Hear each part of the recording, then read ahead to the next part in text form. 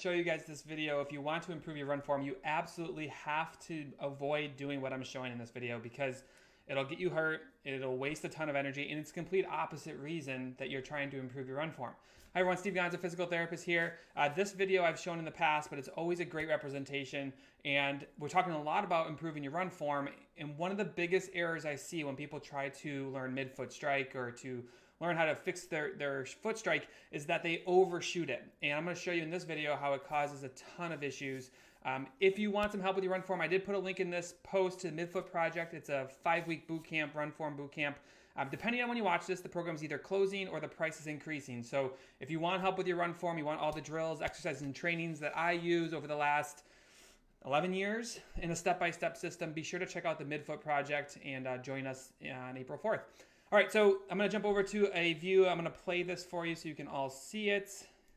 And we're just going to let this thing run in slow motion. And what we're going to find is that in a previous video, I talked about the fact that a lot of times when you are working on a foot strike, it can load your tendons and your muscles more, which give you a lot of free energy and a lot of free speed because your muscles and tendons are like rubber bands.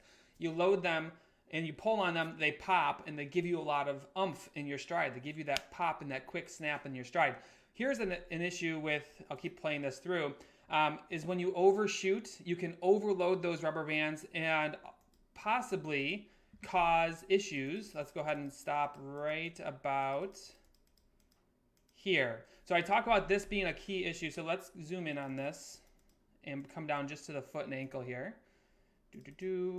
So when I see runners get to this point, you can see how high off the ground he is. And this is actually an issue because of what he's done on the front end of his stride. So you're actually seeing an issue with his foot strike causing this large amount of upwards push in it. So you can see how high off, again, you can see how high off the ground he is. So I'm gonna go ahead and just draw a line here in a second. Let me get my tools ready. So when he comes down, normally what we would expect to see is this foot to come straight down and land. And when we look for a landing, what we're looking for is the foot to be facing straight ahead and the shin to be coming up. Now this is exactly what I see when a lot of people misfire and they don't hit the right spot of their foot or they have the right leg position when they enter the ground. Still look, he's pretty good here. And now you're going to start to see this main error that we see a lot of. And actually what you're finding, let me see if I bet you I can see it better on the other side. So as he comes through, come on. You're going to see it really good on this side. So okay. And then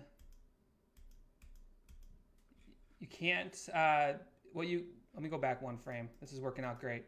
So his foot's starting to point down here. And when the foot points down, what ends up happening is a lot of load comes onto the Achilles tendon. So he's going to actually treat his Achilles tendon like a diving board. You think about a second, you walk up to the end of the diving board, you jump on the end of it, you load down, and then it throws you up in the air.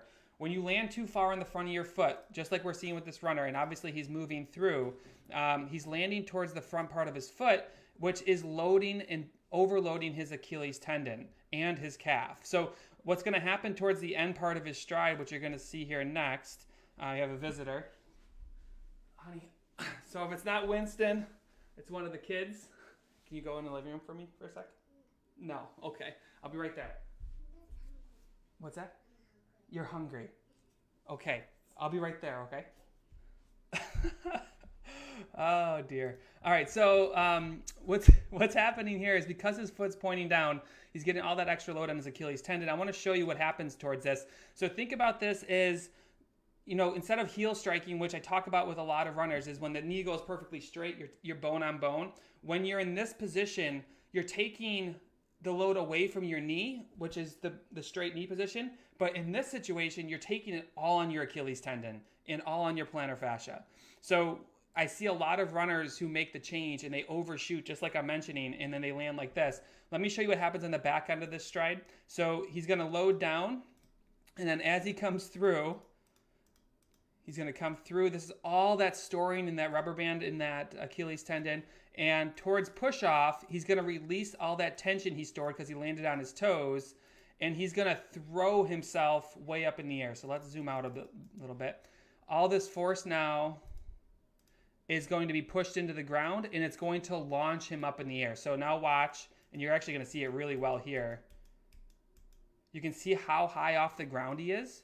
So you think about this for a second. From a speed standpoint, this is what happen when I see these runners. They're very bouncy down the road. They have a ton of up. And when you're running and you push off, you want to try to travel as far down the road as possible. And if you land too far in the front part of your foot, you're going to get this bouncy type motion, which is exactly what this runner has.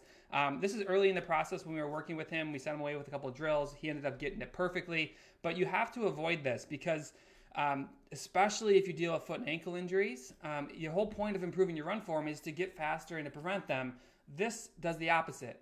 It increases your risk for injury and it wastes a ton of energy. So I'm going to play this for you in regular speed or just I actually only have it in slow motion now with the video I have. So you can see as he's coming through, let me zoom it up here. A lot of toe running.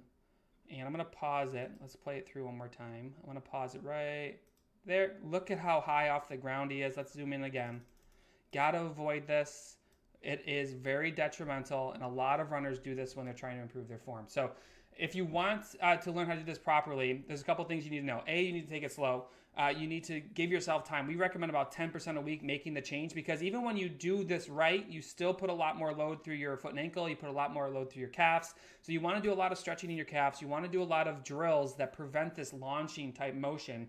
Again, if you're going to run, you want all your force to push you that way, not that way and up. So avoid toe running. This is more than running on your toes. It's what we teach in the Midfoot Project. It takes a lot of practice, but it's worth the payoff because it just transforms your running. So if you want some help, I have to go feed my daughter, obviously, as you just saw. But if you want some help with your run form, check out the Midfoot Project. We have prices going up soon, programs closing soon. We only do this once a year. We'll show you everything you need to know to make this change. And I would give this video a C on my explanation, but we're going to see if we can improve it later on. Have a great day. Check out the Midfoot Project, and don't toe run. Very bad for you.